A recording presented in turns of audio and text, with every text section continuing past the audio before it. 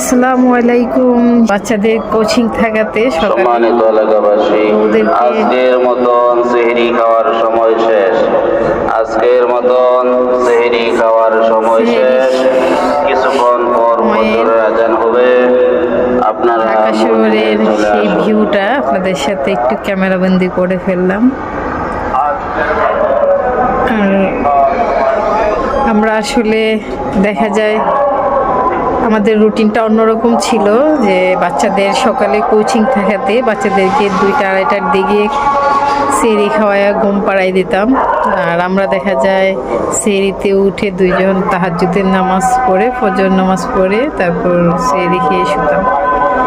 তো মেয়ে বলতেছে যে রোজা রাখবো, তাহলে তোমরা ঠিকই তাহাজ্জুদ পড়ো, ফজরের নামাজ পড়ো, আর আমরা পড়বো না, আমাদেরকে সেহরিতে উঠাবো। তো আজকে বাচ্চাদেরকে সেহরিতে উঠালাম। তো অন্যরকম একটা ভালো লাগা কাজ করতেছে, বাচ্চারাও খুব এনজয় করতেছে। মাশাআল্লাহ, মেয়ে বাচ্চারাও তাহাজ্জুদ পড়েছে। এখন হয়তো ফজরের নামাজ আমরা সবাই জামাতে আদায় করে নেব। তো আজকের মতো এখান থেকে বিদায় নেই। সবাই ভালো থাকবেন। সবাইকে আবারও রমাদান মোবারক।